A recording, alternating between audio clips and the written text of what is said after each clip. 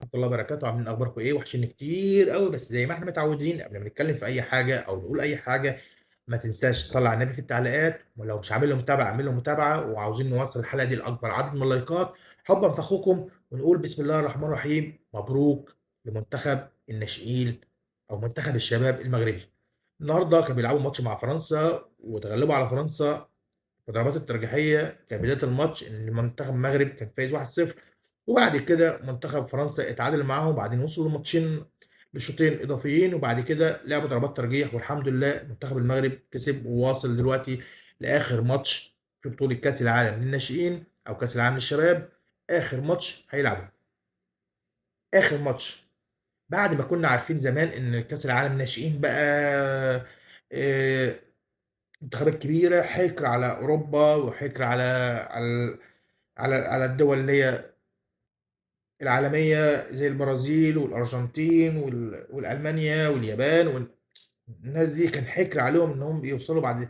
احنا كنا آخرنا نروح هناك نلعب، أو الفرق العربية أو المنتخبات العربية كان آخرنا في كأس العالم إن احنا نروح هناك ونلعب 3 ماتشات ونرجع بنفس الطيارة. رحت في إيه ورجعت في إيه وما وقفتش عندنا ليه؟ ده كان على طول الفكرة عندنا في المنتخبات العربية. يقول لك هنعمل إيه قدام اليابان، هنعمل إيه قدام اتقالت هنعمل إيه قدام اليابان، هنعمل إيه قدام شيلي، هنعمل إيه قدام الفرق أمريكا، هنعمل إيه قدام البرازيل إيه. لا، في النهارده منتخب كسر القاعدة ووصل للنهائي أو آخر أو الماتش النهائي لكأس العالم كرة القدم.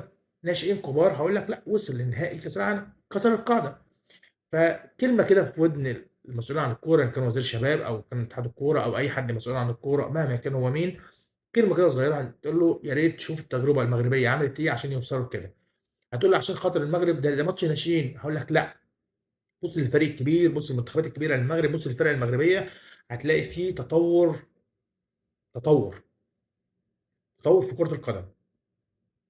وبقولها لكم من دلوقتي، من الوقت ده بقولها لكم ان المغرب ال10 سنين الجايين هتبقى محدش عارف ينافس المغرب في افريقيا او في الشرق الاوسط.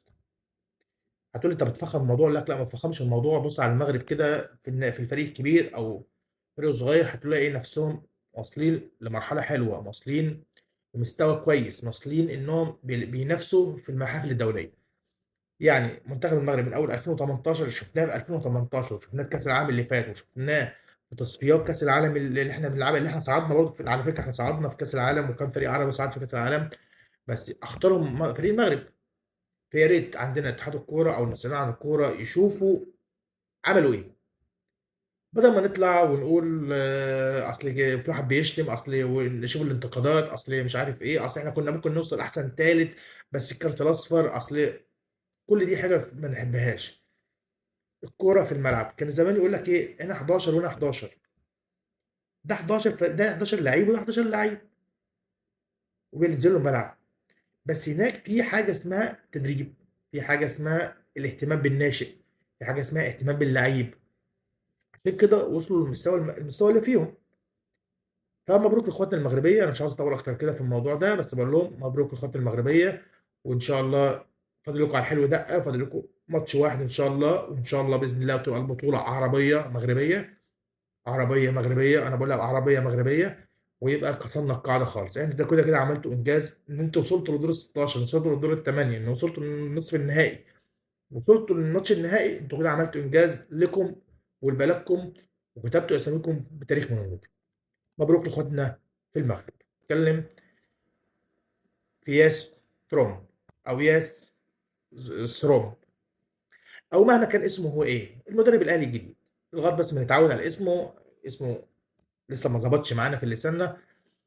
النهارده كان اول تدريبه ليه في استاد التتش، وكان واقف في وسط اللعيبه.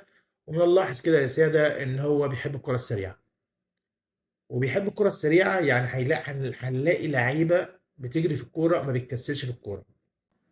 فمن الملاحظ كده يا ساده ان الراجل ده مش جاي يلعب، الراجل ده نازل فعلا.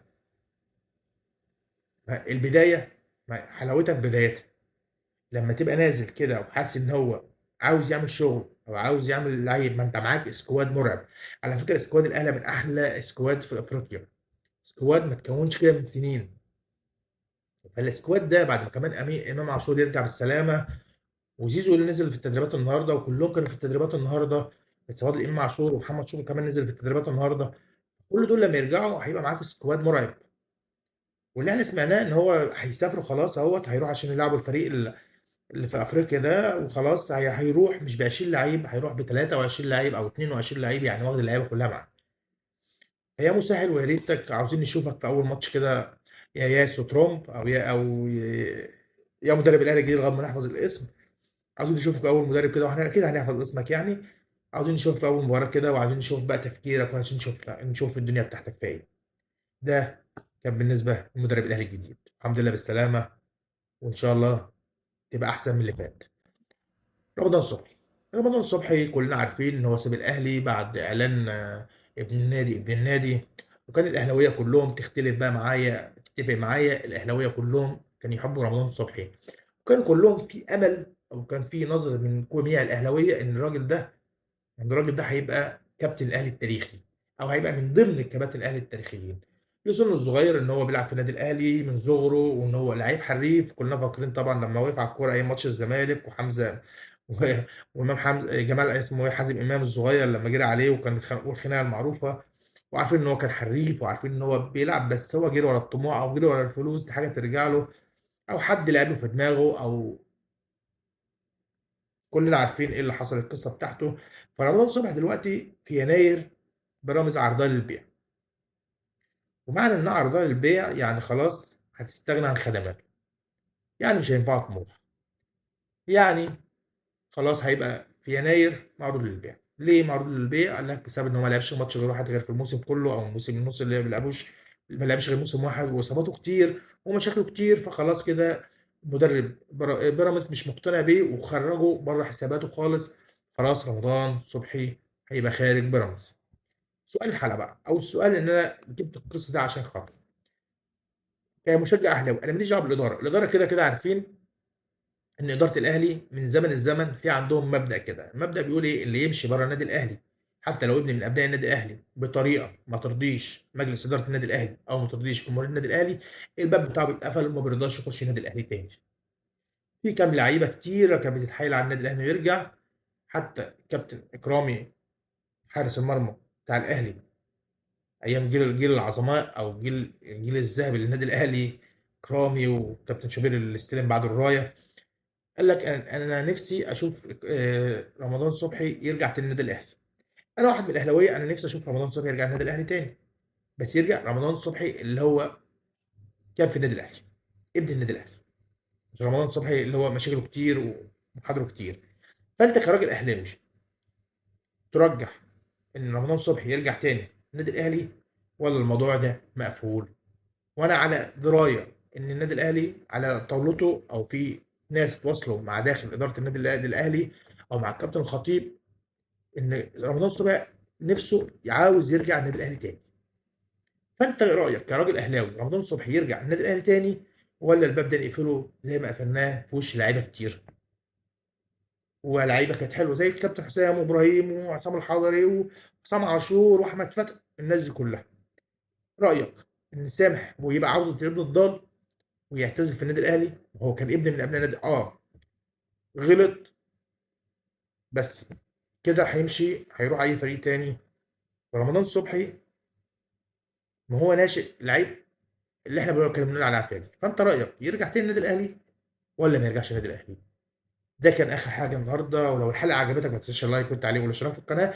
بس قبل اي حاجه صلي على النبي في التعليقات. وعاوزين لو الحلقه عجبتك ما تنساش توصل لي، عاوزين نوصل لاكبر عدد من اللايكات في الحلقه ديت، واقول لكم سلام.